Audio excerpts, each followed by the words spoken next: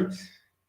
Thank you so much, everyone, for joining us this great evening. My name is Okoth Opono, right from Camp D Voices, and here we are, the third day of October. Of course, the year is moving at a supersonic speed. Yeah, 2022 Christmas is just around the corner. World Cup is around the corner, but what is important? COP27 is around the corner, yeah, and very shortly we'll be telling you definitely what all this is all about. We are here because this conversation is so important to us. Welcome everyone, because tonight we are doing the Youth for Climate debates, what we've nowadays been calling Changamkia Climate. When we say Changamkia Climate, ideally what we are saying, young people should rise up and do something about our climate, about the future of this great planet that we are living in. We found it better and we need to live it even better. So tonight we have a very great debate here, bringing you a team of young people who will be taking us through one very important topic of climate change communication. Like, what is climate? What is climate change in their own perspective? How do they experience it? How is it communicated? When is the first time they heard about it? How have they been interacting this whole conversation? That is the great conversation that we are having here tonight. But in the meantime, just to let you know, we are live on 3 platforms. We're live on Facebook. The discussion is going on Twitter, and we're also live on YouTube. All Camp D Voices. So in case you are here with us in the virtual studio and you feel you'd like to watch it from the other side, kindly go ahead and watch it from the other side. You can use the hashtag climate youth for climate as one of the hashtags, or you can use the hashtag Changamkia Climate, hashtag Changamkia Climate, or Youth for Climate, because that's the debate that we are doing here. Anyway, thank you so much and welcome to this great debate. I'll just give each debater a minute each just to introduce yourself. We are not getting into the topic yet. Just tell us who you are, where you are joining us from, and why this conversation is so important to you. Vugutsa, karibu. Thank you so much. My name is Masi Vugutsa, joining from Nairobi, and very intentional about being in this space and ready for what we have to inform everyone about climate change. Yes, thank you. Thank you, Vugutsa, joining us from Nairobi. My friend Francisca. Good evening. My name is Francisca Majala Mwaila. I'm joining from Nairobi, and I'm happy to be part of this debate tonight. Climate change is a vital topic that we need to address as young people, and that's why we are here to educate ourselves and also educate those who are watching us. Thank you. Asante sana. My friend Derek, karibu sana. Thank you so much for giving me this opportunity to be part of this conversation. My name is Derek Were. I'm delighted to be part of this conversation. Why do I want to be part of this conversation? Climate change is about everything surrounding us, and therefore climate is everything that is around us. And therefore, if I don't take part in this conversation, then I am not taking part in constructive conversation. Therefore, I'm excited. I look forward to share my sentiments about what I think about this conversation so that we can make our climate, or rather we can make our atmosphere better, we can improve how we relate with our environment. Thank you. Thank you, Florence. Florence, if you can hear me, kindly come to the screen. And also, just as we set the rules, please maintain your video all the time, because that is why we are here. So Florence, unless there's any serious problem, Florence Chala, if you can hear me, kindly tell us who you are and where you're joining us from. Okay, it seems she's maybe experiencing some difficulty. But anyway, we are here just to remind everyone who is watching from wherever you are watching us. The show is coming to you live from Nairobi, the capital of the Republic of Kenya. And we are so glad to have this conversation at a time that COP is going to happen in Africa. Other people are saying it is Africa's COP, but other people are saying it is COP in Africa. So the biggest question is it COP in Africa or COP is happening in Africa? African COP or COP is happening in Africa? Derek, maybe just briefly, even before we get to the real conversation, what is COP? Because maybe, I know maybe the word COP, other people associate it with a policeman or something. The term COP is a coalition of parties, or rather we can also call the United Nations Conference on Climate, that has been happening since 1992, if my figures are correct, 1994, if my figures are correct. Therefore, it happens so that we can always be emphasized on why it is important for us to take action in matters relating to climate justice. So yeah, this is why we're here, and yeah, it happens annually to ensure we take part in these conversations. Amazing. Also, still just taking around as wait for Florence to come. Vugutsa, when is the first time you ever heard the word COP, or you ever heard of words like the United Nations Framework Convention on Climate Change, the UNFCCC that organizes COP? The first time I had it, rather the first time I intentionally had it was last year after there were rumors about, not rumors per se, but after it was postponed from 2020 to 2021, COP26 that is. That was the first time I heard about it, but this year is when it's been very loud to me because I've had it multiple times about COP27, which is happening, and it's happening in Africa. So it's been louder this year compared to how it was last year. Yes. Great. How about you, Francisca Majala?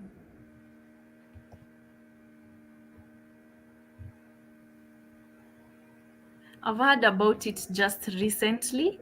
I think it is because it is happening in Africa.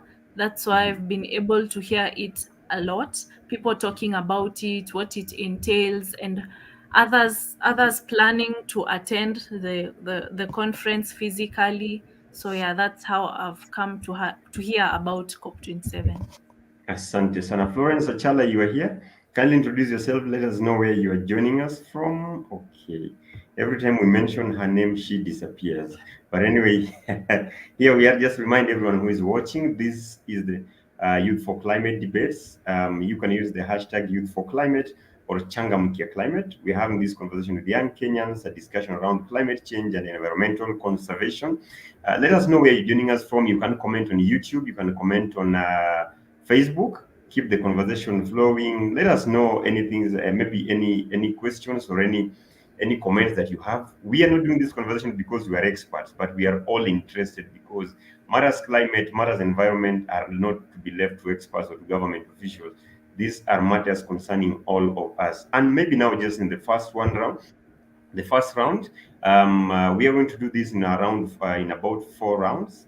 There'll be a question to be addressed by each participant. Each question will be addressed by all the participants.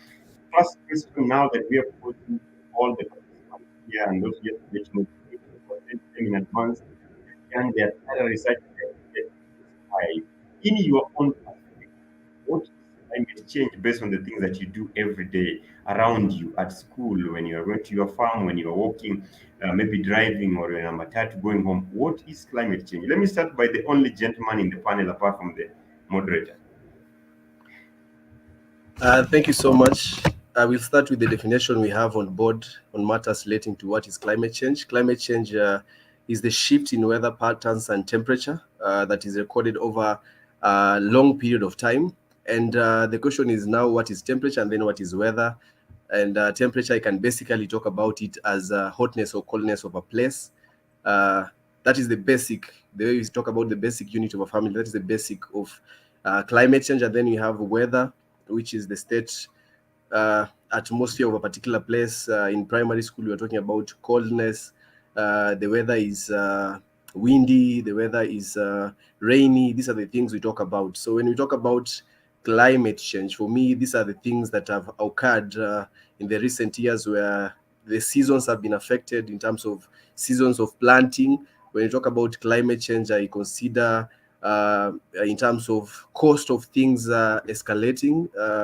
And these are the things that I relate with when you talk about climate change in terms of plastic manufacture and use and disposal. All these are factors for me that define what climate change is, and basically how it affects also our basket, our food basket. Climate change, about the droughts that are being experienced in most of the regions in Kenya and across the globe. And yeah, the floods, droughts, all these things for me define climate change. Of course, climate change, something I need to mention is climate change can be affected by natural cause, which was the case many years ago. However, around 100 years ago or a century ago, because of human activities, it has affected how the patterns are and how the changes occur. It's just not how they occur, but also the effect of how they occur. They have affected the green. How do we call it? I'm forgetting this term, but I should remember later. So basically, that is about climate change. Our day-to-day activities, from farm to how we interact with one another, the cost of living, fuel, and source of energy we use in our day-to-day life. Wonderful. Thank you so much, Derek. So maybe now, Derek, just a quick one. Are there things which have happened around your own life as Derek? The things that you saw when you were young and you're seeing them right now and in details that something has happened, something has changed. And you can say, okay, this is as a result, this is an effect of climate change. Derek? One of the things I think I can say it's about food basket. Currently, we are really struggling in terms of getting food to the point we are being forced to buy genetically modified food. The level of our crop production has really gone down. When it comes to the seasons, we are experiencing rain has drastically changed. There were seasons farmers will anticipate that this period there will be short rains, this period there will be long rains, this period we expect it to be sunny and all this. But because of what human beings have done or what we have done, these patterns have drastically shifted, and as a result, as a person, I'm being affected in terms of even my purchasing power and what to eat and what to purchase in the market. Thank you. Thank you so much, Derek, for starting us off. Now that Florence is here, maybe before the thing happens again, Florence, just a quick one. Introduce yourself. Tell us who you are and where you're joining us from. Good evening. Sorry about the technical hitch. My name is Florence Achala Maila. I am a student at Kenyatta University. I pursue French literature and sociology, and I'm also a public speaker and a debater and also an actress. I am joining you live from Kenyatta University. I had a class that ended at exactly 7, so I had to stay back and until this meeting is over. Nice to be here. Let's talk Changamkia Climate. Thank you. Thank you so much and welcome to Changamkia Climate. Francisca, just quick to you, in your own perspective, not the United Nations definitions and everything, what do you see around you that tells that something is happening and its effects are real? In my personal perspective, I'd say that us seeing like the weather is not staying the same for days and weeks at a time as it used to. Like we used to know that, let's say from June to let's say August, it's a rainy period. From October to January, it's a dry season. We were used to such weather patterns, but nowadays we can't have the same weather pattern at a time. And I'd say that is because of climate change, the activities that people have done. It is what that has led to all this. Yeah. Okay, Massive Gursa. Yes. So my definition of climate change, personally, I would use the example of Mombasa County because I feel like that's where I've felt the most impact in terms of climate change lately. The recent weather patterns, which have been cold, recently, we are just from a very cold season as a country. For Mombasa, a place where it's usually hot, or rather the weather isn't as cold, you'd feel really the temperatures were not the same as you would experience in an area like Mombasa. So for me, that is a definite, clear climate change that occurred in that area. So it is the rising temperatures that are existing. It is the current droughts that we've experienced, and now people are suffering the consequences. Like for example, the northeastern counties, who have actually like been the most impacted by the drought that is ongoing, or in those areas that has been prolonged for quite a long time. So to me, that's a definition of climate change currently. And maybe just a quick one, because I noticed the three of you on this panel are students. Mercy, just before I let you go, do you think young people like you, especially students in the university, are they interested? Are they concerned that something is happening that needs our urgent attention? I would say I would say the level of interest is not as high as it should be, because there is a percentage of people who are actually aware and are active and are participating in the sessions that are being held in campuses at the moment. I would use UN as an example. There was an event that was being held beginning of the year, talking about climate change and how exactly do we cope with it, who can come up with the best idea to tackle it. So there are people who are aware about it, but the level of interest is not as high as it should be, because there are larger number of young people in campuses and universities are not taking it as seriously as they should, or rather they're not even they're not they're not seeing it as something that is occurring and something that has very big consequences. So I would say the level of interest is just not as high as it should be. Yeah. Thank you. Francisca Majala, being a student lead, and even Florence, do you think young people are as interested and as concerned as they should be? I'd say a small percentage is interested. We'd see, like right now, I think when you go to, let's say, University of Nairobi, when you throw a stone, you won't miss to hit someone who has started an organization to deal with something to deal with climate change or planting trees or something like that, those actions. So I can say, let's say 30%, but the rest of the 70% feel like it is not an individual responsibility to deal with climate change issues. It's a matter of governments and large businesses to deal with the issues that are affecting us on matters climate change. People are concentrating on other things, such as how will they get money for supper, how will they get money for lunch, and looking at climate change, they see like it is a waste of time. It is not going to help me as a person anywhere. So I can say 30% are interested, 70% don't care about it. They care about other things, but climate change is not on that list. Yeah. Thank you. And that's why exactly why we wanted to bring this conversation. And we said we're not bringing experts because we want to reach out to those who have not been reached by this conversation. If you're a Christian here, you know, it is Christ who said, or I think it's the gospel that teaches that reach out to those who don't know so that we can let them know, right? So this conversation, that is exactly where we want to take this conversation. Florence Achala, Kenyatta University. Are you interested? As Francisca and Vugutsa have said, it is only a small percentage of the people who are interested. A case study of myself, I was never interested in debates and discourses that involved climate change because people term it as boring or it is something they're not interested with. So many people would want to join discourses that perhaps talk about corruption, talk about economics, talk about leadership, but climate change. But they felt that climate change is an issue that needs to be addressed. For example, if I organize an event here that talks about climate change, only about 10%, about only 10 people who would come. And so I think it needs to be addressed more widely because the young people are really not interested.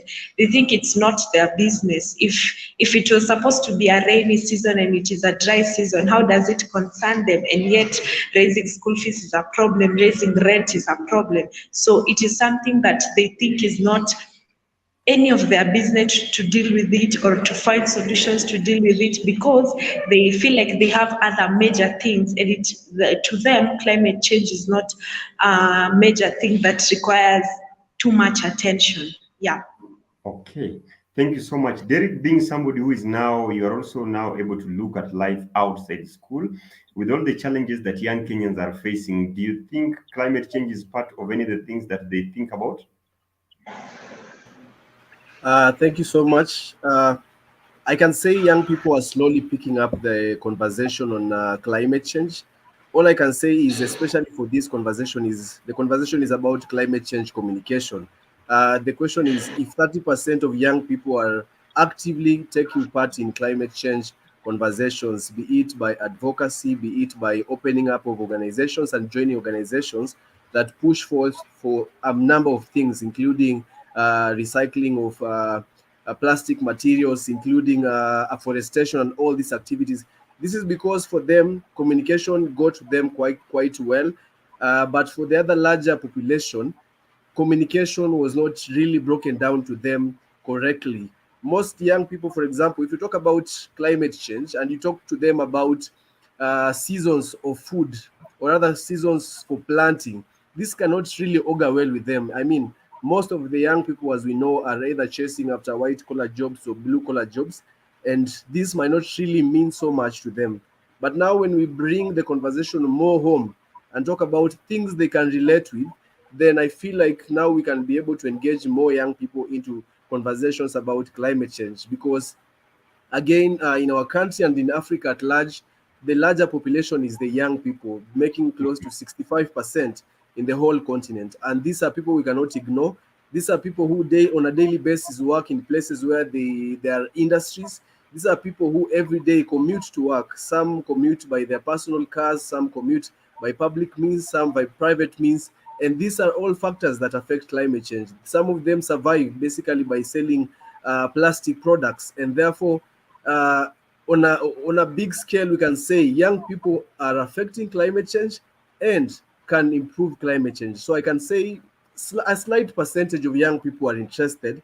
Basically, it is because of the way we have communicated this information to them. But if we deconstruct it to the level they can be able to consume and relate it to their day-to-day activities, how it affects how they live in their house, how it affects how the purchasing power is, how it affects their relationship with other people, how it affects their happiness, because a clean environment where there are trees can for sure make you feel comfortable, it can make you more productive. If we talk about all these things, then it can be able to make more sense. We can talk about their health status, that indeed if you take or if you consume foodstuffs that have been affected by climate change. For example, plastic materials in a way, and then in the process there were chemicals which ended up in these plants, and then when you're preparing and then when you're eating, as a result of that, your body was more predisposed to many other conditions because of one plastic somebody dropped somewhere. Then if we talk like this, then I believe young people will be able to realize by then this is not just about big conversations and are just leaving it to boardrooms where politicians and our legislators can be able to legislate, but it is about my little steps and little actions to be able to make things better for me and for my continent and the world at large. Thank you so much, Derek. And this is the direction now I want us to start taking. Nataka thinking about yule mama mwenye ako pale Busia, yule jamaa maybe saizi ako pale hivyo Mandera ama Garissa ama Turkana ama Kipkeli na pale penye kuna shida mingi zinafanyika.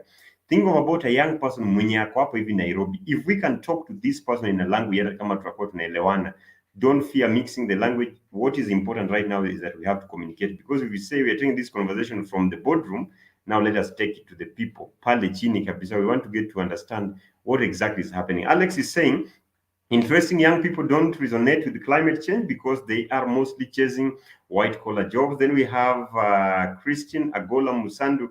Christine saying, good evening, everyone. Joining you live from Adams Arcade Shopping Center, Ngong Road. Then Alex comes back to say something very important. Once more, we need to deconstruct the message to the simple effects that climate change bring along: food prices, climate-related illnesses, and all that. Exactly. That's actually the direction that we want to take with this conversation.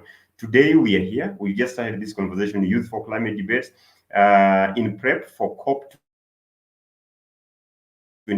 That is, the conversation is all around Changamkia Climate. Those are the two hashtags that we are using. So if you're not able to join us on the virtual studio here, please go to Twitter, Facebook, YouTube. You'll be able to follow this conversation. Youth for Climate Debate. Youth for Climate is one of the hashtags. Changamkia Climate is the other hashtag. Keep on pushing this conversation. Help us reach as many people as possible. Today we are here doing climate change communication. Tomorrow we will be back doing climate change and food security at a time that bei ya nyanya imepanda, bei ya unga imepanda, bei ya sukari imepanda, bei ya kila kitu imepanda. People cannot even afford to be in relationships because unaita demu kwako hujui utampatia nini, ama ni aje Derek? On Wednesday we'll be back talking about climate change and energy. When we talk about energy, we are talking about issues like what do you use at your home for light, for fuel, how do you fuel your car, how do you run your industries, how do you cook at home. Then on Thursday we'll be talking about climate change and politics.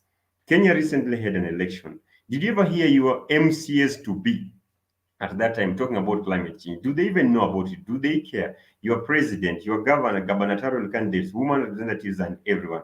But let's stick with the conversation today, just letting you know what will be happening the next 4 days. So back to the debaters here in the studio, and I'll start with the Massive Goods this time around. Mercy, Around all this conversation of climate change, the thing that we're asking ourselves right now, we demand action. We want to take action. But you as an individual, do you have enough information about climate change and how you can take action? And if you have this information, how do you get it? If you don't have it, what would you like to be done so that you get this information? So basically the information that I have been able to get has been through my own effort of trying to understand exactly why are there so many changes in the weather patterns. So it's been me taking the initiative to Google and to look through the articles that are being presented and to listen to people and what they're saying about climate change and to read articles about them. So I would say that I am informed and I am getting more informed by the day to understand exactly everything that constitutes climate change, the effects that have been there till this moment, and the effects that are foreseen if we continue doing nothing about the climate change that is occurring. So I would say I have the information I've been able to gather up until this moment is enough for me to actually stand up and do something about it and not continue sitting on it, because the information itself is shocking and it is something that is overwhelming. Just to see the foreseen repercussions of climate change doesn't allow me to continue doing nothing about it. And if someone doesn't have the information that is required for them to know about climate change, the easiest way to know about it is if the media outlets, or rather the people that are the mainstream media, to put out information about climate change, because the whole issue of being in mainstream media is to inform the public on the issues that are developing, on the issues that affect them, on the issues that they need to work on. So we need to actually, mainstream media needs to do a better job at communicating to the public about climate change. And even the young people themselves need to stop being ignorant about matters that are affecting the country and to take an initiative to step into that space of learning about climate change. So personally, I got to know about it by taking the initiative to Google and to find out more and to get articles that are presented online. Yeah. Mercy, when you're not in Nairobi, which county do you spend your other time? You know, in Kenya, everyone who's in Nairobi has a second home, apart maybe from Yes. a few communities. Yeah. Yes. Mostly I spend my time in Mombasa County. Do you think Mombasa is any different? About communication on climate change? Yes. I think in Nairobi there are initiatives, or rather smaller steps, into informing people about climate change. But when I compare it to Mombasa County, I hardly heard about it while I was there, because there is no one who's taking it into consideration. Yet you can clearly see the impact that it is having on the county itself. Like the shorelines of the Indian Ocean are actually going closer and closer to the hotels that are near the ocean sides. So you can see how it is affecting them, but no one is actually having conversation about it. So I would say in Mombasa, it's less of an important issue that is being discussed, when it actually should be, because they're the ones who are being affected mostly. Asante sana. Francisca Majala, when you're not in Nairobi, you are in Kakamega or in Taita Taveta. Which county? I've not been to Taita Taveta for long. I can say Kakamega. Yeah. Okay. Do you think the people in Kakamega, the young people in Kakamega, and maybe just generally the population in Kakamega, are more concerned with the people in Nairobi? Not really. It is not a topic widely spoken there. What most people are concerned with, you find they talk about how to get jobs, how to get food on the table, how to do this and that. But climate change is not something that I had people talk about there. And I think the people of Kakamega are blessed to have rains most of the time. But I think that is one thing that is leading to it not being talked about more. But the last time I was there was a lot of heat, and yani you're walking around lakini unasikia tu joto. Like there's a lot of heat, a lot of it, and you'd get uncomfortable because of it. And I think that is also part of climate change, but people are not looking into it. Everyone is concerned about other matters of the economy, food prices going high, but never talk about climate change. Yeah. Okay, sawa. And now maybe also on your side, do you think you have enough information even to demand for an action? At this point in my life, I'd say I have information, because I remember when I was a few years ago when I was 18 years old. I went for an interview that was meant to take, I was in high school, that was meant to take students to do something in BBC. So when I entered the interview room, I was asked about climate change. I had no idea. I used to perceive it as a very boring topic. All the things that I used to know is, maybe I can say, the greenhouse effect, something like that we were being taught in geography. So I failed the interview and I didn't get the chance to go to BBC because I knew nothing about climate change. So this made me inquisitive and curious and really want to know, what is this climate change? Why do I need to know about climate change just to get a chance to go and speak somewhere else? So I took it as a very serious topic, and from then onwards I decided to research more about it. There are a lot of events that are being held on matters climate change, like this debate. You have a lot of organizations that come to the schools to talk about climate change. So I took the initiative to attend such events, to take part in this debate, to hear what Derek will have to say, what Vugutsa will have to say. And that's how I still get more information and add to what I already know. Thank you so much, Vugutsa. Maybe rotate your camera, please. Florence. Okay, no, not Florence. Let me go to Derek. Derek, do we have enough information to walk the talk? Well, I think we have information. Whether it is enough, I think for me the question is how it has been disseminated to the young population and also to the country at large.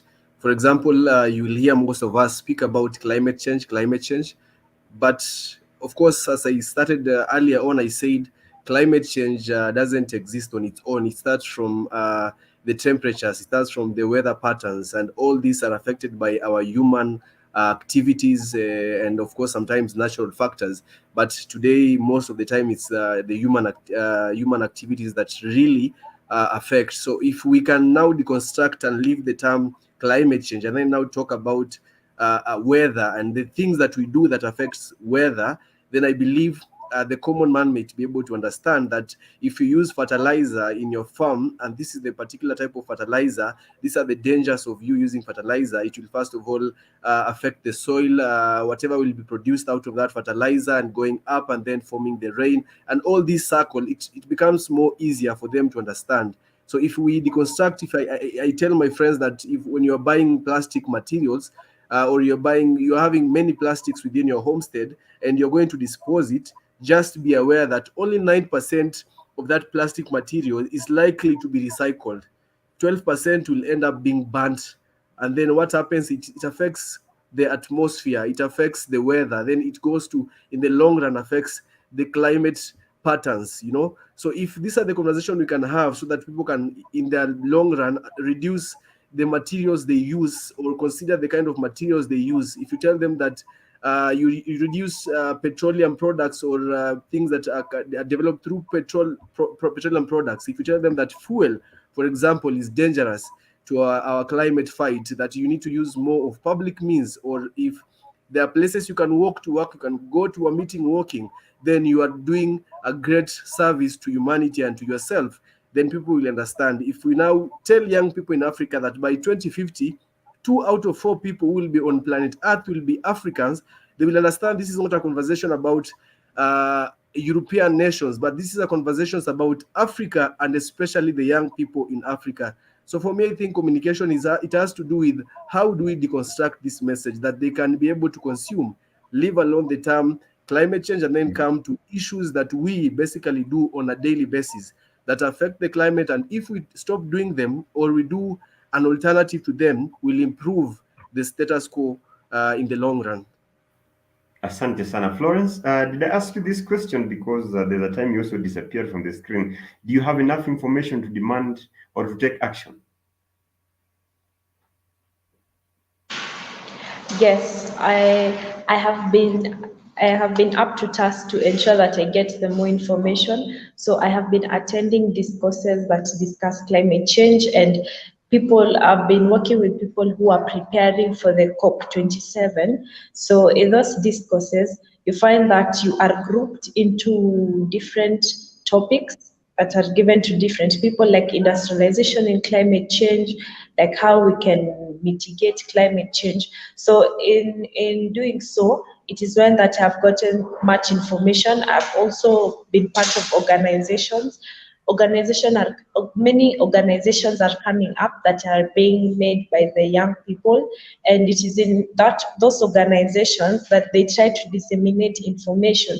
But it was in one when we were saying that it is one thing to have information and another thing to ensure that you execute what you learn. Like, if we learn about the mitigation measures, how are we going to execute them? Are we ensuring that the information reaches the grassroots level to that woman in the rural area who doesn't know anything about climate change? All the time she's wondering why it is hot during a cold season or something like that. So we've been discussing on how we can be able to reach the information to the grassroots levels, to the marginalized, to the rural areas, so that each and everyone can get the information just as we have. So we are putting it up to ourselves to learn more from the internet, to read articles, to read books, to join organizations so that you can get more information. Yeah. Thank you so much. Let me put a question to you as I read the comments. I just wanted to take this moment to think about some of the most interesting myths and misconceptions you've ever had about climate change. I don't want to say one because you're likely all to say that, but please don't say it. But tell me, maybe just take your time to think about what some of the interesting myths whenever you talk to your grandparents, to your parents at home, to your brothers and sisters, the myths and the misconceptions you hear about climate change, blah, blah, climate change, blah, blah, yeah, you know. So Alex Oburu says, I have not had anything related to climate change during the recently concluded elections. So funny, and the way things are very expensive. Imagine unga at 250, sibasiwa tuwe. Yeah. Okay. Green Slums Innovation Hub. I think I should even send you the link. Just check. You'll get a link on YouTube here. So that you can call in using the link. Just step in and maybe share your information. Green Slum Innovation Hub. I'm so grateful to be part of the debate. You guys are doing great. Well, climate communication is the foundation of climate solution. It all starts from the constructive communication and packaging. And I think that is what all these debaters are talking about, is that we have to start thinking on how do we package this information? Do we still want to make it sound the gigantic thing that it sounds, that it's only left to the so, for example, I only had most Kenyans talking about climate change recently when President, His Excellency, Dr. William Samoei Ruto was talking at the UNGA. Yes, not the UNGA that Alex is mentioning, but the United Nations General Assembly. And he was so passionate about what Kenya is going to do, about the direction we are taking with our transition to green and clean energy. He was so passionate about the direction that we are taking with different things in terms of addressing food security and all that matters. Frida Nyakerario is saying, in what way does government impact climate change, and how can a check on governance help in climate action? Very important question. On in what ways does governance impact, not government, she's so specific, governance impact climate change, and how can a check on governance actually help in climate action? She goes ahead to say something else, and that is climate and a lot of the terms that revolve around it. Yes. Now, when we talk about packaging and unpackaging and repackaging, the whole conversation, Derek Were, some of the myths and misconceptions about climate change. Niambie nizisikie nicheke yangu yote.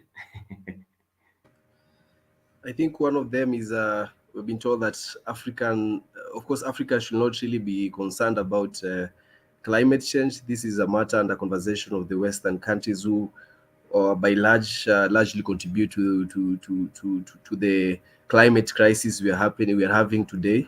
I feel like that is a big myth because I've said earlier that the population of Africa is with a fast speed growing, and we are suffering the most. The other thing is about why we need to be concerned is today 3.3 billion families are vulnerable to heat waves, drought, severe famine, and you can imagine the people who suffer the most are not Eastern nations and countries in the West, but mostly the developing countries, which most of them are in Africa. I think the other misconception I've had is climate change is a conversation of the future. It is not a conversation of today. So we should not really be putting much of our effort in trying to combat the current trends in the weather patterns. But this cannot be, we cannot afford even a day, not even a second, to push further this conversation another day. We have to discuss it now, or that is the end of us and the future generations after us. Thank you so much, Derek. Majala Francisca, any myths and misconception or any false information you had about climate change? I can say one is people thinking that there's no way human beings are responsible for climate change. Like it is a natural factor that we cannot control. It is something that has come. And there's a day I saw a video on TikTok showing a sandstorm I think in China. So in the comment section, some of the learned friends was explaining the phenomenon and how climate change is related to that scenario at the time. And there are other people in the comment section who are saying that the world is coming to an end, that God is punishing us because we are sinners. That's why we are getting such things as floods, tsunamis, the storms and whatever. So, okay, I cannot justify if that is true, if the world is coming to an end or not, but those are the things that people are saying, that a certain country is experiencing very serious floods that is causing loss of lives and property because in that country people sin more than others, something like that. So others are linking it to religion, by the world coming to an end, the end times. Others are linking it to something that is out of our control. It is a natural phenomenon. And also I've heard others say that individual actions don't matter. Like me as a person, I cannot do anything to change, to lead to create a positive effect in climate change, because if I decide to plant a tree, what effect will it bring? I'm only planting one tree. I'm only one person. What change will I bring?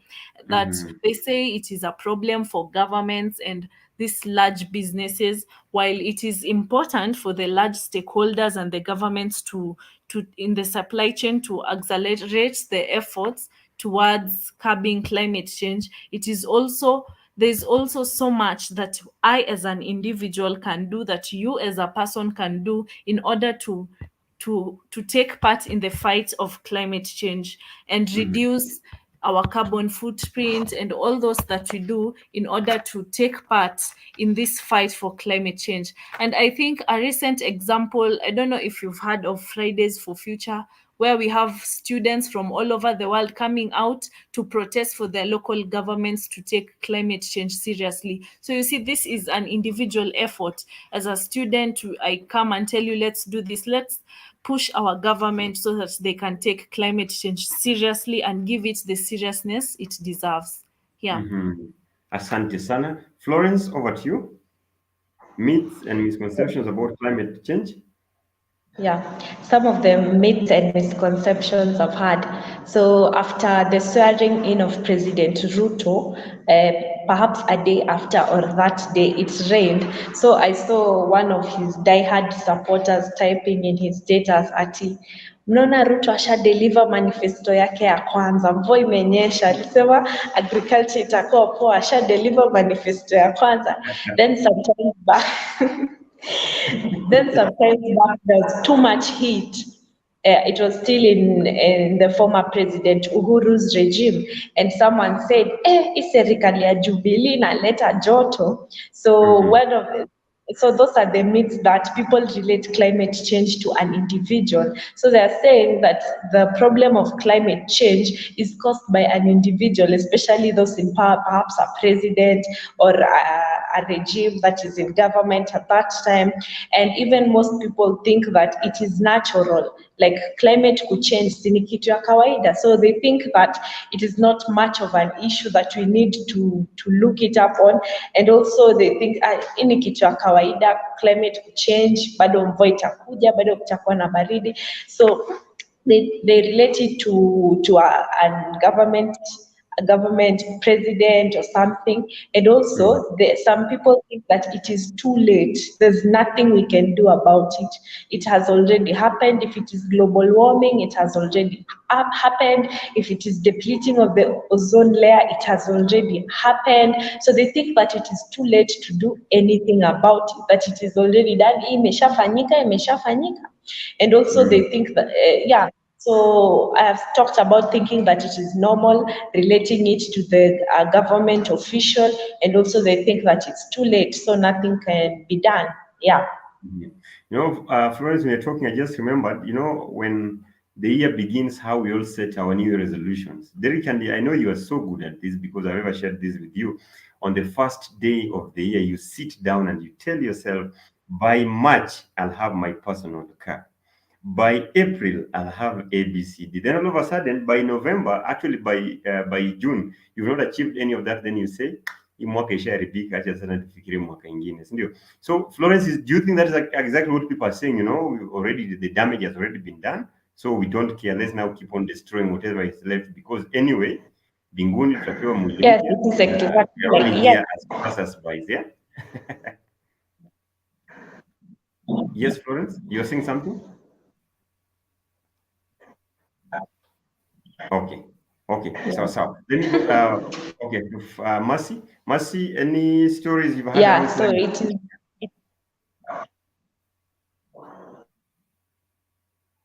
Yes, Mercy, go. Yes, a couple actually. Let me use the example of the drought that has been going on. So people are saying, kwani January imekuja, like January now has come to, is it the month, June, July, no, June mostly, when it was so dry, when it wasn't raining, but it was a bit cold. So watu walikuwa wanasema, kwani January imekuja, ama ni dunia ina rotate tu, si ndio saizi sasa imefika masaa ya kukuwa na baridi alafu. Anyway, it was just a very funny conversation about people saying, since the earth rotates, now the dry season has come from January to the month that we are now experiencing drought. Another thing is, you see the coastline of the Indian Ocean, and yes, where it was, and then now that it is coming closer and closer to the buildings that are close to the shore, watu walikuwa wanasema, hiyo pepo leo imekuja nyingi mpaka imefika kwa hizi nyumba. So like they're not saying it is the rising sea level that is actually causing the water to come to bridge the coastline, and it is now further closer to the houses, but they're saying that it is, ni upepo imeifanya sasa ikuje closer. It's just basic weird thoughts. Alafu the other people who say that rising temperatures are not that bad, and then they say, me, I'm even a heat person, I don't even care that it is getting hotter, I love heat. So you look at them, they're not attributing the fact that there are rising temperatures to climate change, but they're saying rising temperatures are not that bad, so they're not putting as much effort as they should into realizing that it's climate change. They're just thinking, if temperature rising is the only impact that climate change has, why should we give it a second thought? I mean, it's just temperature rising, but they're not understanding the repercussions that come with high heat or high temperatures, like wildfires, or even like the fact that the icebergs are melting and the water levels are rising. So they're not realizing that them feeling hot is not the only consequence of rising temperatures. There are other like legit and real repercussions that come with these rising temperatures and other things that are caused by climate change. So yeah, those are some of the misconceptions I've had. I think one of the things that I've heard all the time, and some of you also have touched on it, that it is God punishing us. It is God punishing us for not doing certain things, for electing certain leaders, for not doing blah, blah, blah. But human actions, we are not really willing to take responsibility. Sometimes I've heard people say, climate change is a matter, those are things that maybe should just be an emergency in Europe, so we shouldn't care. While that may be true or not true according to how you view it, the thing is that if we do not care, then definitely something will happen to us. I had people recently saying that, it was cold, but then, so many Kenyans were surprised it was cold in June, July, August. And someone said, Apana, that is rotation and revolution of the earth. Maybe sasa hizi ati tumezunguka tumerudi ile pande ya Canada, so ni akina Canadians na the Scandinavian nations, the other side of Europe, ni so wamerudi side ya Africa. And I was just there, okay, wondering, okay, fine. This is how we all choose to view things differently, but some things are just jokes, and we cannot keep about joking about the future of this great planet and great the country that we have. Now, back to you people. Maybe before that, the shadow saying climate change, just like nuclear war, can be avoided, but they still go ahead and create the warheads. Very true. Zabron Mwangi saying that I'm enjoying the conversation. It is great. Joe Leshuri says that climate change is a hoax. That is the myth that he knows when he had someone saying it is a hoax. Jeremy Atambu says I'm following the conversation. Samson Kipchirchir following and liking the discussion so far. Venice Talk Show says, hello everyone, I'm Vincent. I'm loving the session. Let me know where you're joining us from, everyone who is listening to this great conversation. And above all, this is not a channel where we are telling you, please subscribe to our YouTube channel. We'll teach you how to boil water without using water itself or without using fire. Please just keep sharing this conversation, because to us it is an emergency right now. We have to keep talking about this conversation. The future we are talking about belongs to us and to our children. Those who came before us already, only come or share, give up with this whole conversation. So keep following the conversation. The hashtag is Changamkia Climate, Youth for Climate Debates. Those are two different hashtags you can use on Twitter, Facebook. You can also use the same to track the conversation on YouTube. Remember, this conversation supported by Hans Seidel Foundation and Regional Sustainability Network. This is a network that brings different climate actors across different countries in Africa. They have presence in Ethiopia, Kenya, Mozambique, South Africa, Ghana, Togo, Djibouti, Democratic Republic of Congo. So this conversation is being watched far and wide, and we welcome you to keep on enjoying this conversation. Derek, we have been told severally, we are the youngest continent. And right now, COP is coming to Africa. We have also been told that Kenya is a very young population. In fact, all the time we keep saying 70% or 75% of Kenyans are young people. In the just concluded election, we were told we are not even going to make a decision because we even refused to register as voters. And even to some of us who registered as voters, mlienda sleepover mkakataa kuamka kwenda kupiga kura because of your own reason. But here we are. Do we really understand our role as young people, Derek, in the fight that we are talking about? We as young Kenyans and young Africans, do we know our role in the fight against climate change? Do we know our role? I believe we do. I believe we have the information, first of all. By understanding our role, it means we access information relating to the subject matter. Yes, a good number of us can access this information. By knowing our role, do we know the right measures we need to put in place, mitigation, so that we can see that we are making things move in a better way? I'll use the KOT. I mean, Kenyans on Twitter are one of the most influential people on planet Earth today.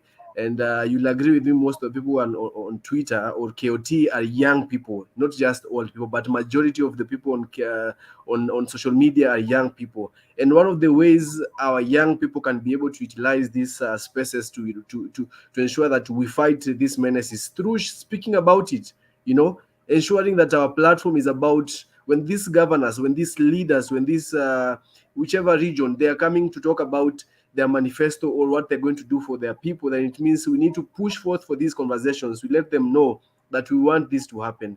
And this Twitter space is a big force for us Kenyans we need to capitalize on and be able to use it for the greatness of speaking about climate change.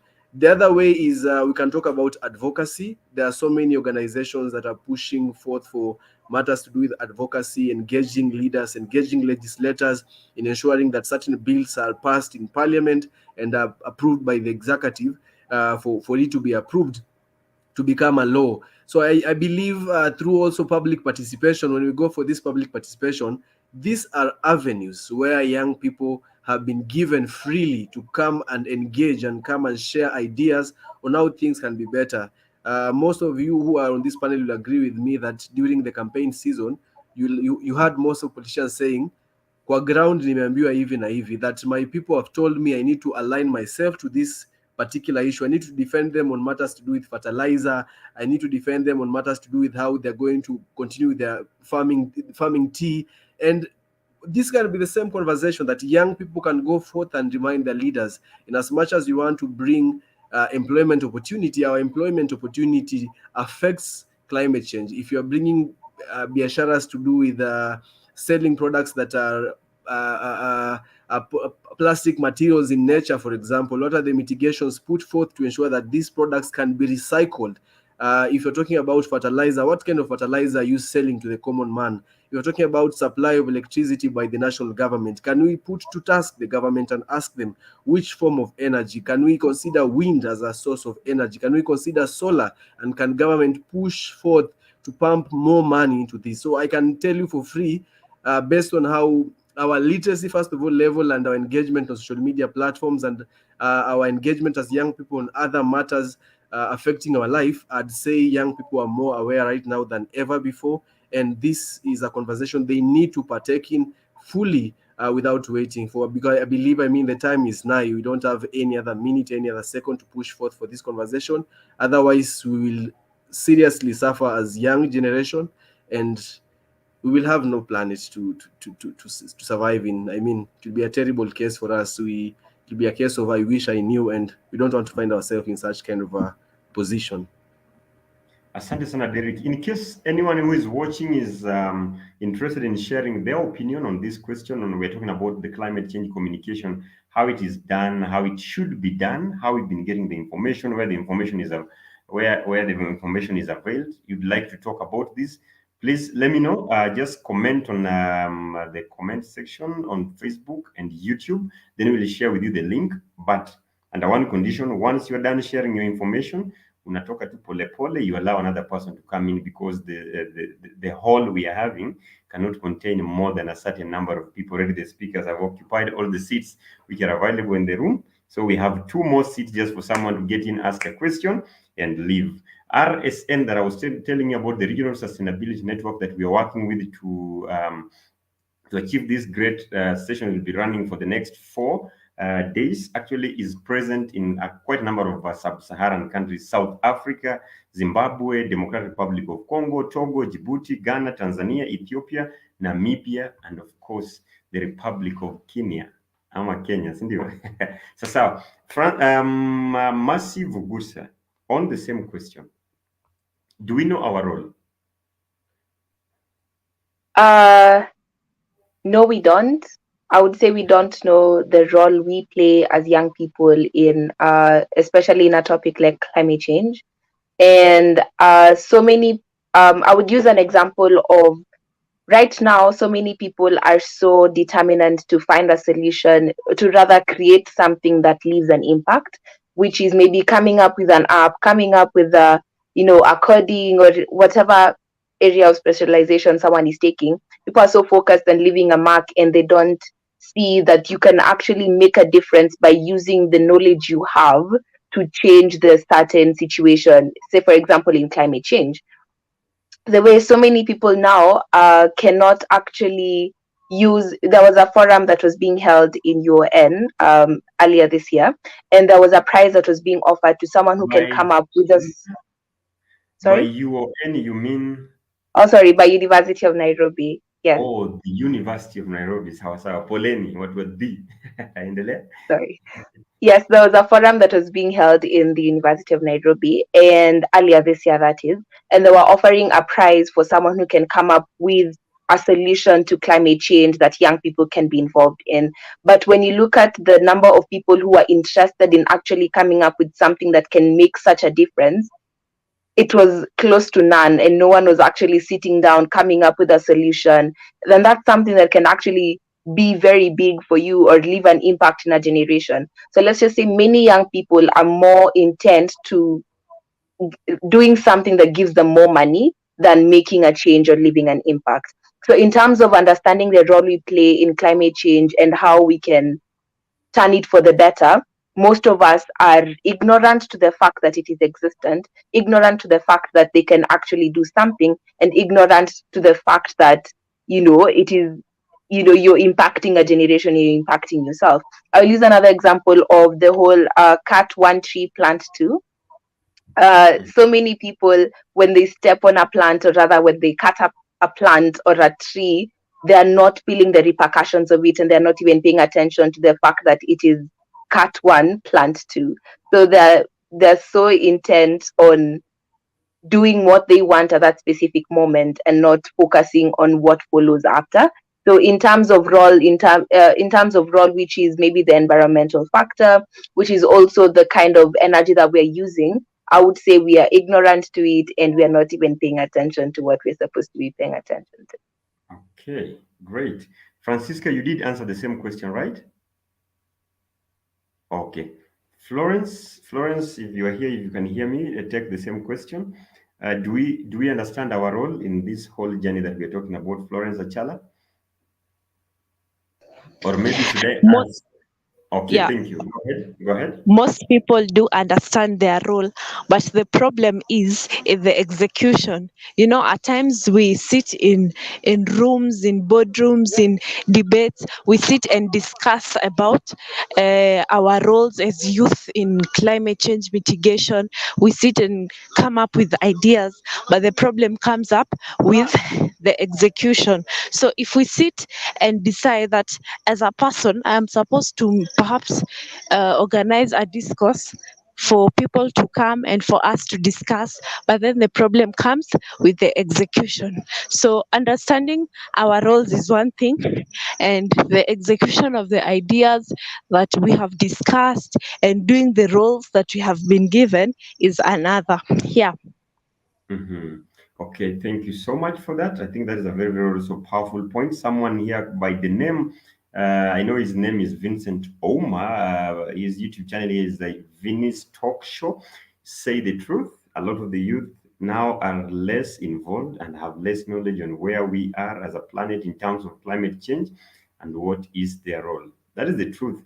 But now we are here for these kind of programs brought to you by Regional Sustainability Network and Hans Sedol Foundation, a very good partnership here with Company Voices to bring you Changamkia Climate. Derek, maybe people might be wondering exactly, are we just talking here online? The big answer, the answer is a very big no. We have been on the ground with the Regional Sustainability Network programs. We've been to schools across Kenya, different parts in Nairobi, actually talking to fellow young people, not just talking with impact activities. Sometimes we found ourselves sometimes also maybe helping schools even come up with better ways of conserving water in their schools, or at other times planting trees where necessary, because also we have to be very careful. Sometimes it's not just a matter of planting trees and going away. It's also doing a research to know, can the tree you are planting, will it really survive that kind of place where you are planting it, and all these things. So these are some of the things that we really have to be careful about. I want to give you people maybe just 30 seconds to take water, because nasikia sauti zenyu zinanguruma sana. Sijui kama ni mmechoka sana ama ni nini nafanyika, but just to take water.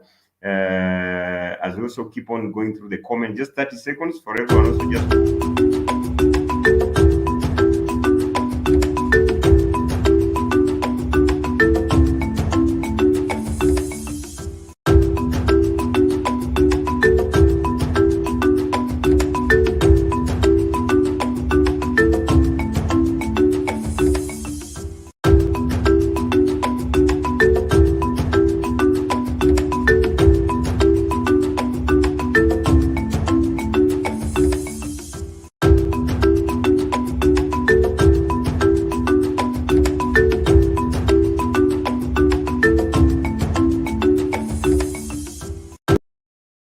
And that is exactly our 30 seconds done. I hope you've taken water. Actually, the break was meant for me more than anyone, because I think I really needed it just also to sort out something here. But it's okay now. With the conversation going on, we are 3/4 into this conversation, coming to the last question that we'll be asking. In case you'd like to participate in this conversation, keep on sending your comments. Thank you so much for all those following the conversation. from wherever you are joining us, whether you're joining from Kenya or outside the Republic of Kenya or outside Africa. Asante sana for joining, and keep sending your comments. Keep engaging on Twitter. I see the conversation on Twitter is good. Maybe I should also be going to Twitter and read some of the comments there, but I'll be reading them shortly. In the meantime, if you'd like to get into this virtual hall and say something, let me know. Rosalind Omondi, you are here with us. I don't know whether you have any question for these wonderful speakers. Remember, these are not experts. Matters climate change and matters conservation of our environment and the hygiene around us cannot be left to experts and government officials. We've decided kujirusha ndani ya conversation sisi sote. And in case you are listening and wondering what is happening, pengine uko Siaya County or Untitled County or Makueni, wherever you are joining us from, this conversation ni yetu sisi sote kama Wakenya, kama Waafrika. More so at a time that Africa is hosting the largest, the biggest conference on climate. That is the COP, yeah? COP27 happening in Egypt, in Africa. And the big question you're asking, is it COP in Africa or African COP? Because someone said, if it is not about us, if it's not talking about our challenges, if you're not going to tell us how well more money can be put into mitigation, into adaptation, into issues of collaboration, then it will not make any big sense to us Africans, to Kenyans, and generally to young Kenyans. And we are insisting that our voices this time around must be heard and must be heard loud and clear.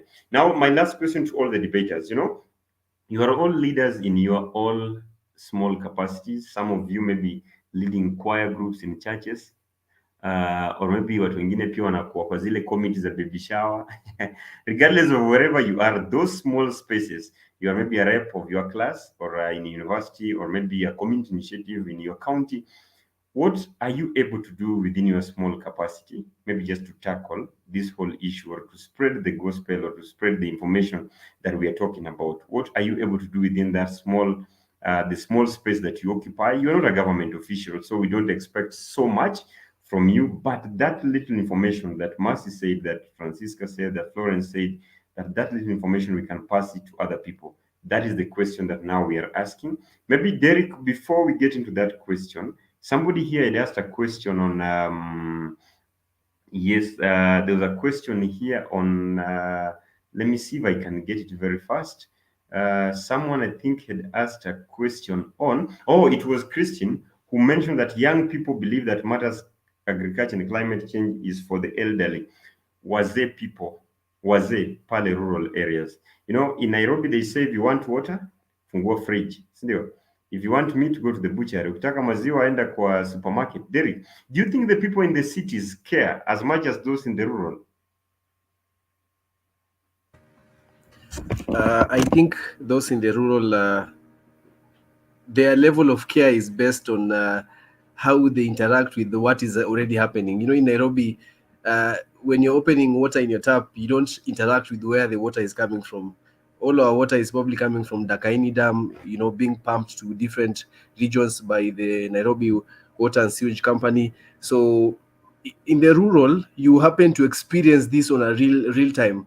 When cows are feeding on grass, you can tell the quality of milk they produce, and you can tell maybe something is amiss here. Probably the quality of grass in this region has been affected because probably we have been using the wrong fertilizer, or the overuse of fertilizer has affected its quality, and it's affecting the quality of milk, it's affecting the quality of meat. So I can say sometimes in the rural, they're more exposed because of the real-time experience and exposure they got, and they see the aftermath of these things directly as compared to those in the urban areas. However, those in the urban centers in Africa and across the world are the ones who, by large, contribute to the negative effect of weather patterns that are shifting because of the things we have talked about. Fossil fuel, talking about coal, and which most of the time their use occur in urban centers as compared to in rural areas. And yeah, I believe this should be something that should be of concern more to the urban centers, but probably just that we need to deconstruct how we communicate this kind of information to this population, so that they can be able to relate and understand that it's beyond just making money, because how you make money at the end of the day is a way that is affecting this generation and the future generations to come after us.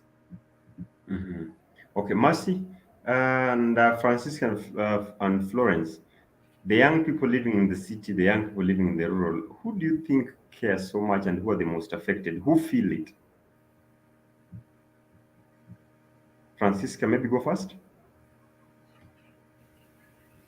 I think I'd say the young people in the rural areas, because they're the ones who they get the food. Getting food is exactly directly from the farms, as compared to the young people in the urban areas, because you expect, as a young person in an urban area, you expect when you go to the market, you're going to get the tomatoes, the mboga, the kitungu, and you don't want to know where it came from or how the climate change has affected the farmer, where the farmer that has brought these raw materials to us in the towns. So you can find in the rural areas, this these people, they take part in farming, in everything. So when they experience a hot season in a time where they expected a rainy season, their plants dry up and they are affected. So they feel, I need to do something to curb this type of climate change, maybe plant trees or something, and something that will be of help to them. So I can say that the young people in the rural areas, they get the effect directly, and so some decide to act on it directly. But in urban areas, we only get to have forums where awareness is being created, but we tend to find climate change as a boring topic, so we choose not to attend, and hence we get no information on climate change. We don't really care what is happening, and we don't really want to know how will we what and how we will do something in order to bring a change. Yeah. Mercy, is Mombasa Yes. really kwanza? Mombasa ni rural because sisi watu wa Nairobi wenda Mombasa kupiga sherehe. So is Mombasa really rural? No, it's a city.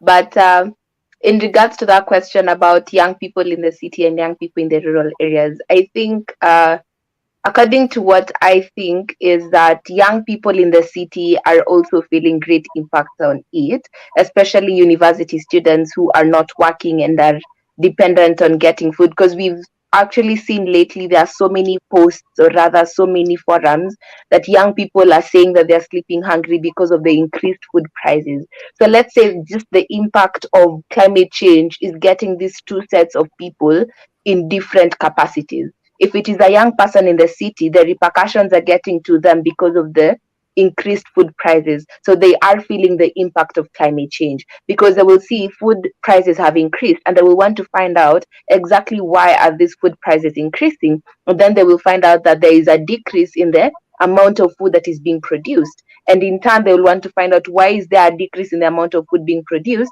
which will definitely link it back to climate change. So in that regard, they're facing the repercussions because of the increased food prices. Might not be directly, but they are actually feeling the impact. And in terms of the the young people in the rural areas, yes, they're feeling the impact because of the change in weather patterns, which definitely means change in how farm products are actually received and all that is happening in terms of the effect in the soil, the acidity in the water, and everything that comes with the repercussions of climate change. So to me, I would say that both of these groups are actually experiencing the repercussions of climate change. Both of them might be at the same intensity, but at different capacities. One is because of the high increased food prices, which are the young people in the city, and then young people in the rural areas are receiving the repercussions because of the direct change in weather patterns, which affect the agriculture. Yes. Okay, Florence, on the same question. I understand you're also not able to turn on your video, so we get that, we understand that. So Florence, just go on with the audio. Okay, as we wait for Florence, Victory Wangui says, I was told that is Wangoi, not Wangui. You know, for us, maybe because how namings are done among the Kikuyu community is a bit different. Where I come from, we read the letters as they are written. Victory Wangui says, in regards to climate communication, we need to ask ourselves what type of feedback we want and what we are getting, and from there come up with solutions, and we can execute individually and as a whole. Then Alex Oburu says something also very interesting. The effects of climate change are being felt immediately by all of my rural relatives because it is uncertain when it will rain. They do know the ideal time to plant. They do not know the ideal time to plant due to changes in weather pattern. In fact, there's a joke that is made all the time. When we go to the countryside, we carry 2 kgs of sugar and 4 kgs of ngano. Then sisi tunarudi na kuku, tunarudi na nyama choma, tunarudi na mahindi. We don't even care how these people get this the produce from the farm. We don't really even understand some of the hard work that they really have to go through to get all this. Mark Isaiah is saying some great minds on the panel. Thank you so much, Mark. We are looking forward to your great conversation tomorrow. Mark is part of our conversation tomorrow on food security. Definitely, Mark had to be talking about issues of food. That is where he does best. I know him well. He's so passionate about food. New perspective, that is Stephen Omukoka, a great friend, also joining us. How do we remove climate change conversation from elitist cycles to the common mwananchi? Maybe that is a question I can throw to any of you who'd like to answer it before we come to the last part, because I see we've managed to save some very good minutes here. How do we remove this conversation from the boardrooms, from where we have these conversations? Because to be honest, the first time I was engaged in this kind of conversation, we were doing it at Hilton Hotel, where once we are done, we used all those plastic bottles and we don't even care where those bottles will go to. The next conversation, we're invited to go to Mombasa. Yeah. So how do we remove this conversation from that level of actions? Anyone would like to take this question first? Any 2 people maybe who can respond to this question? Derek? The other way I think around this question is, how do we own up to the fight against climate change?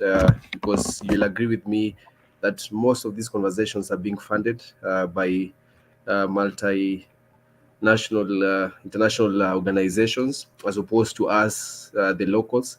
I think these ones can be done. I think which we have addressed the better part of this conversation is to deconstruct how we communicate this message. In our villages, in our homes, we clearly tell people how our simple actions in terms of how we farm, how we do things, affect the end product of what we get, and affects our health, affects our marine and aquatic life of animals, and how it affects our biodiversity in general. So I think basically it's a matter of having the same way we have community barazas where we discuss about insecurity.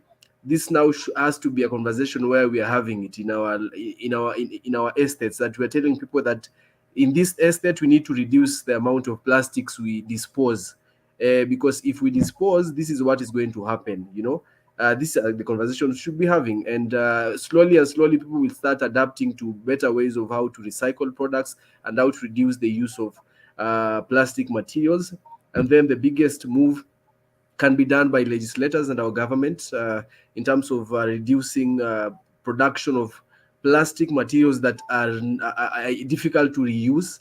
I remember some 3-4 years ago, I remember in the year 2017, if I'm not wrong, when the Minister then of Environment, if I'm not wrong, or the CS, had a big fight on fighting plastic bags, and that was a really big move that the country took. And we can say across the country, these garbages have reduced, and in terms of our quality of soil, slightly has improved. So I think these are things we can, in a way, deconstruct it to the level of a common mwananchi to understand and to be able to effect it from their end. Thank you, Derek. Anyone else would like to go on this question before I welcome a colleague of ours here also joining us from somewhere, would also like to contribute to this topic? Mas, would you like to tackle that question? Yes, I would. I think another way to bring the conversation down to the common mwananchi would be, as we are coming up with solution in these elite circles or in boardrooms and all that, we take the solutions to the people. We don't just leave it in the boardrooms. We take, like, for example, if we are saying that we are actually reducing the amount of energy we are getting from fossil fuels, from, the amount of deforestation that is happening. If we are focusing on clean energy, then take that clean energy to the rural areas. If you're focusing on solar panels, don't make it so expensive that the common mananchi can't afford it, that they have to go to fossil fuels to get the energy. You just take the initiatives you're taking to solve climate change, you take it to the people. Because if you just tell them about the problem, you've done nothing. You've just told them the problem exists. They know the problem exists, but it's very hard for someone to take an initiative to tackle the problem if they themselves do not know that there are existing solutions. So in order to avoid the whole factor of losing them in the process, just tell them the danger that is existing in a language that they can understand, and at the same time take the solutions to where they are. I like that, Mercy, because you're saying let us not just talk, but let us talk as we show, right? There's this famous Chinese saying that tell me and I'll forget, show me and I'll remember, but involve me, but I will understand. So Mercy is coming up with an idea that, you know what, as we go to talk about clean energy to our people living in informal settlements or in the rural areas or wherever we're doing these talks, can we make sure that we are talking and at the same time presenting and living it? Because when you tell people, okay, we need to start using solar, but where is it? When you need to tell people that let us start talking about this, show them exactly how it needs to work, show them that it's affordable, show them that it can be achieved. Vinny's talk says the rural areas are much more involved in matters climate. The challenge comes where how much of restoration measures do both sides take to save the environment? The effect is far much felt by all. So Vincent Ouma says the effect is felt by all, only that maybe our level of intervention that is actually so different. Florence Achala, who is also not able, struggling with her network. But Florence, by the way, thank you so much. I know it is a struggle. You said you are doing this from your campus. We understand young people are hustling, and thank you so much for taking time just to join despite the tough times you're finding yourself into. Florence Achala says, let's educate our people on renewable energy, the renewable sources of energy. Let me read some other comments here before I bring in my brother that is already on the screen. Marcomas says, putting friendly and practical policies in place will steer up the action. I like these two words. The most important words here are the keywords here: friendly and practical. What you're telling people, is it friendly? So, for example, when you tell people avoid using kerosene, but what? When you're telling people stop cutting down trees for firewood, but sometimes you also have to present the other side, because human beings are about convenience and also practicality of all the policies which are being presented. Shenethan says, nice, Mercy. Thank you so much. I think this should be Mercy's friend, enjoying the conversation. Someone here said that panelists are looking sharp. Okay, I didn't know that. I hope all of us are looking sharp. Thank you so much for that kind of comment. Stephen Omukoko, karibu sana. Yeah, thank you so much, Brother Pondo. Yes, good to see all of you. I like this because I said I also have to know that I'm putting you on spot, but Yeah. you are a Kenyan studying abroad. You come from Western Kenya, having lived in Nairobi, now studying in the US. If you look at because for us here, we are comparing about the level of awareness the urban youth and the rural youth have. If you compare this now with the youth, the other side, because actually that's what people say that, people in the US care, people in Europe care. Do you think that is the case? Yeah, it's an interesting question because I've had this conversation not so long ago, and the way they frame it is the global north versus the global south. And there isn't much awareness in the global south. At least that is how they suppose it to be the case. And it's true that we have had climate action, we have had people shouting on the streets and people moving around with banners because they want change. We see that more often in the global north than in the global south. And so that contrast exists even at a global level. But I also think that a lot is being done by Kenyan youth particularly, and I really acknowledge the work that they're doing. When we see conversations of this nature, we are reminded that Kenya is doing a lot as a country, and its youth are actually as active as they can get. And I really appreciate that. Yeah. Thank you. And Steve, because this question came from you, I also want you to try give it an answer. How do we take this conversation from boardrooms, from the little circle to the people that this conversation need to get to? Absolutely. And I think you have great panelists, and I really appreciate that. And one of the panelists said civic engagement. I think that is, to me, one of the biggest points. We have been trying to conserve forests in Kenya, and every time we treat the civilians as maybe the enemies of this conservation process, every time we block them from our efforts, that does not work very well. But every time we engage this members of the public in conserving forests, like the Kakamega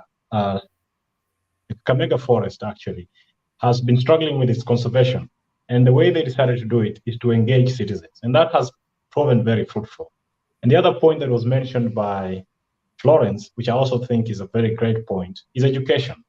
Once we bring this in schools, we bring this in classes, now that most of Kenyan kids, at least at the basic level, can go through primary school and a good number of them through secondary school. Once we have this in the curriculum, then I think we'll have a greater level of engagement and awareness among people in rural areas. So I think to me, those are the two great answers, and I don't think I'll add anything else to those two. Asante sana. Samson Kipchirchir says, I feel renewable energy are very expensive and requires a lot of infrastructure. I think that is what actually Mark also mentioned, that putting friendly and practical policies and also even giving people better alternatives. Mercy, do you feel the same? Better alternatives would work? Yes, I do. Yes, I do feel the same, because it's impractical to tell someone to use solar energy instead of fossil fuels when fossil fuels is closer to them than solar panels. So if we can come up with actually friendly solutions in terms of using renewable energy, then that is something that can actually go a long way in solving the climate change that is existing. Asante sana. Now to our last question of the day, because we promised to end this conversation by 9. That means 9 on the dot or before 9. So what I'm now asking, and these are tests to all of us, because when we are talking, we must also be ready to walk the talk in our small circles. I mean, the places, our small spheres of influence, whether it is a classroom or a church that you talk to people every Sunday, or the chamas that we are part of, or any other thing that any kind of grouping that we have, what are we able to do? I don't want you to talk for another youth. I want you to talk for yourself. Then maybe now, let's see if that can convince another young person watching. Because I started with Derek, I'll end with Derek. So let me start with Florence, if you can hear us before, again, you disappear. Florence, can you hear us now? You can unmute. Okay, seems she's gone now. Let me start with Francisca now.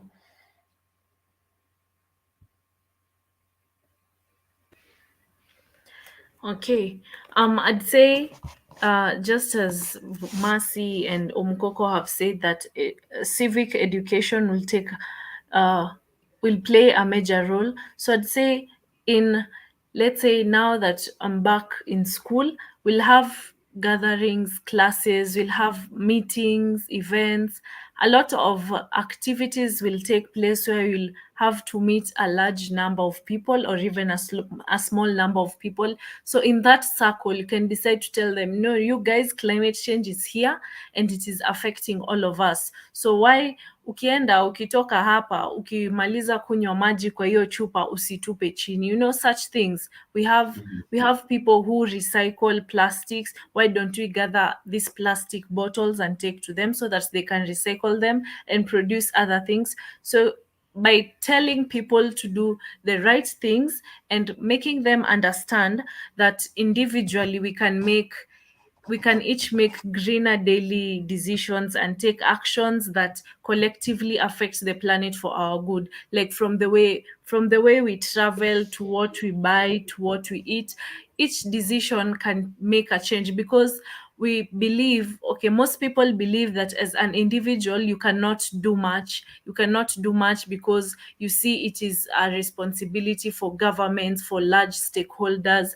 As much as it is a responsibility for governments, we make them understand that as an individual you can do a lot just by changing your attitude and also your actions from what you do in your day-to-day activities. There's a lot of change that you can make that will benefit our planet for good and help curb the shift in weather patterns and temperature, because we can all feel it. And also we decide, many were saying that during the campaigns we did not hear most of our leaders talk about climate change and everything. But one thing we all know is that politicians tell us what we want to know, what they know that we want to know. They know that we want to hear. Okay, they tell us what they know we want to hear. They know that we want to hear that about jobs and everything. So that is what they're going to tell us. We've not taken enough action to push them and let them know that climate change is a crisis and it is here with us. So we also take part in pushing our governments through our platforms. You can, as Were said, that KOT is one of the most powerful places here in Kenya. We decide to go on Twitter and tell our leaders, you know what, climate change is a crisis. We need you to do this and that in order to help us curb it. So there's a lot that we can do as an individual in our small spaces. To the 1,000 followers I have on Instagram, I go there on Instagram, I post on my story and tell people, don't throw this plastic bottle here, don't do this, let's do this. It can make a change. It can reach up to 800 people, and you'll have done something and made a contribution towards curbing the negative effects that you are experiencing now because of climate change. Thank you. And that is exactly then how we spread the news about this whole conversation we are having here.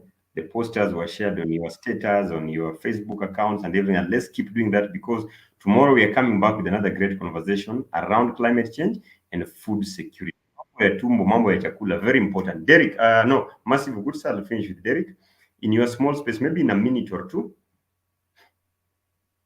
Yes. So for me, one of the ways that I can actually advocate for climate change would be when I'm in a situation, or rather when I'm in a hangout with my friends, picking up after ourselves, picking up the litter after ourselves, and ensuring we leave the environment clean. Can also be using the water and closing the taps to ensure that there are no wastages in water, in water usage. Could also be preventing food wastage, because food wastage also just links up to the whole climate change and food reduction and all of that. I think another space is that I am someone who is taking journalism as a course, and I'm someone who enjoys public speaking. So for me, it would be using platforms that I am given to advocate for people to get to learn about climate change, to offer them the solutions that we have talked about, that I continue learning about, and to give them the information that I already have and the practical solutions that I keep on learning, and just ensuring that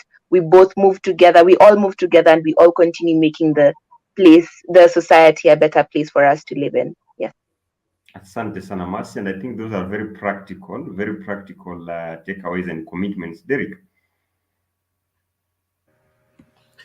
Thank you so much. From my own and my engagements, I'd say number one is I have reduced the bags I use. That is, I only use few bags that I need to carry my products. When I go to the green groceries to purchase items, I ensure that I carry what I can use to go and carry the products. That is to reduce the amount of plastic bags they need to use in terms of packaging. When I go into the supermarket, I know I have bags that I can still reuse.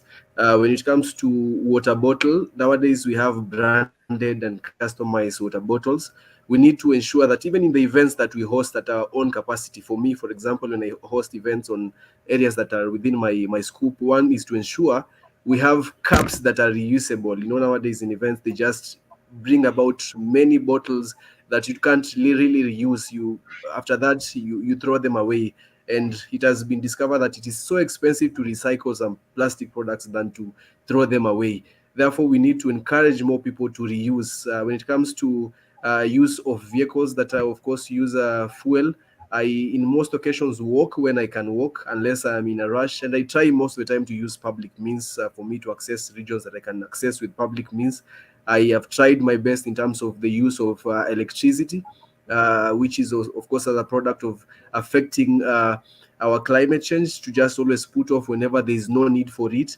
And at my small capacity, with my few members who follow me or are friends with me on Facebook, on Twitter, on WhatsApp, sometimes tweets and the posts and the status we post really communicate about what we think about all these kind of formations, and actively participating in public participations that I'd mentioned earlier. When we get this opportunity at local levels to engage our local leaders, to just tell them right there that we need to have more policies that will advocate for more products that will be friendlier to human beings, and there is need for the government to put in place structures that will see at least solar panels are cheaper and easily accessible than any other thing, so that it can be an easier fight and a collective fight for all of us as a country.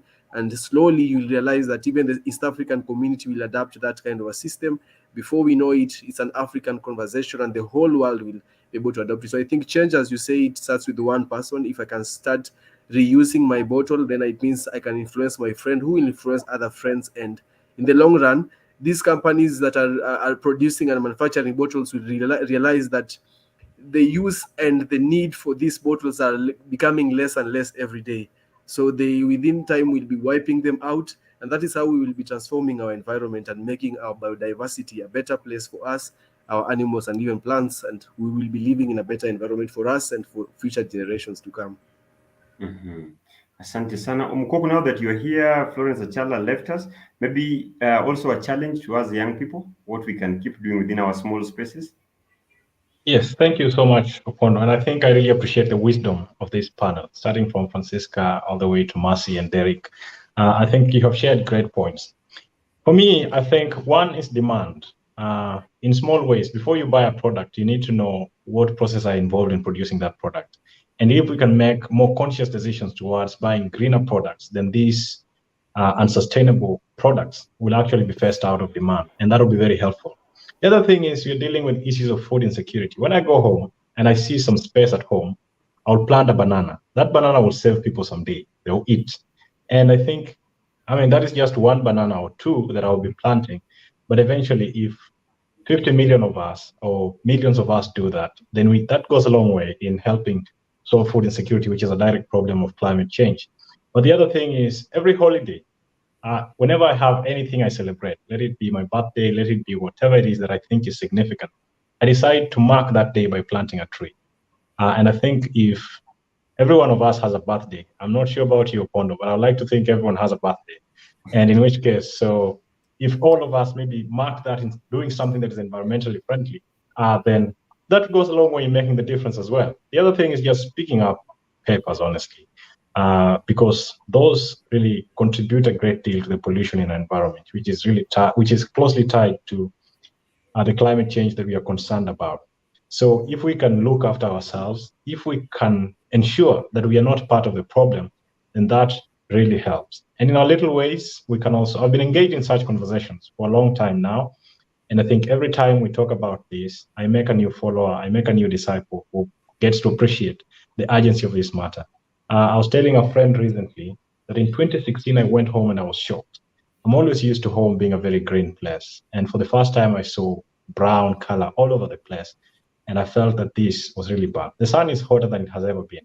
Unless I'm just being more conscious today, I would like to think that a lot is changing. And because of that, we need to be concerned as a species. So I continue to share these conversations. I'm always happy to engage in them. And anytime I see an organization that seeks to bring change, I will be happy to be part of it. And that is a resolve I've made. And in that way, and in such little ways, we are making a difference. Thank you, Opondo.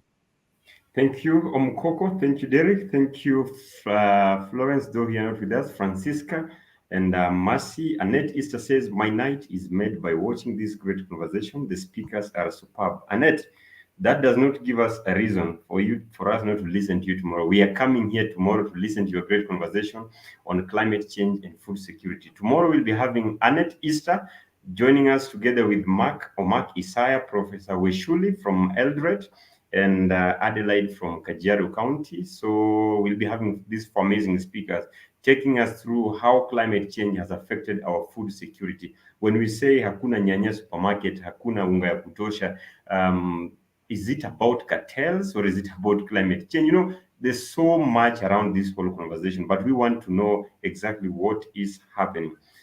If you allow me paraphrase Barack Obama, in one time he was saying that indeed one voice can change a room, And if one voice can change a room, it can change a city. If it can change a city, it can change a whole state. If it can change a state, it can change a whole nation. And if it can change a nation, then it can change the whole world. That one voice is the voice sitting on this panel today. It is the voice of Derek, the voice of Florence Achala, the voice of Francisca Majala, the voice of Massive Gutsa, the voice of Stephen Omukoko, the voice of Opondo, the voice of everyone who is writing on Twitter or YouTube or Facebook. That just one voice can make the difference. The moment you wake up and say, we're not doing this from today onwards, we are taking this direction. We may not see today, but I'm pretty sure we'll see tomorrow. And even if not tomorrow, a generation that is coming after us will look back and say, today we are able to do this because somebody stood firm. Today we are celebrating Uhuru Park because Wangari Maathai stood firm. Today Nairobi River started taking a shape because Michuki said, let us do this. Today we are celebrating still some forests we have around because some few people stood up and said, we have to conserve Mau Forest. We have to stand up to conserve Ngong Forest for the sake of our lakes, for the sake of our rivers. That one voice is on this panel today. Derek Ware, my friend, reminds me all the time that a good conversation, though this is a very long one, should be short enough to show the necessary, but also long enough to cover. Derek, maybe just paraphrase it well, because I don't think I can do it better than you as we leave the stage now. A good conversation is like a miniskirt, short enough to capture the listener's attention, but long enough to cover the subject matter. Asante sana. On behalf of the Hans Seidel Foundation, Company Voices and Regional Sustainability Network, I say a big thank you to everyone who joined in the virtual hall and to all who are watching and following the conversation away from home. Following from home, from school, from wherever you are, asante sana. We don't take it for granted. Without you, these conversations are not possible. Join us again tomorrow for another great conversation on climate change and food security. But above all, share this conversation with other people. Let's make Africa, let's make Kenya great, and above all, let's make our planet a better place to live in. Yeah. Thank you. Have a good night, everyone. Derek, asante sana. Vugursa once more, asanteni. Omkoko, Francisca, mlale poa, tuonane tena kesho. Majaliwa.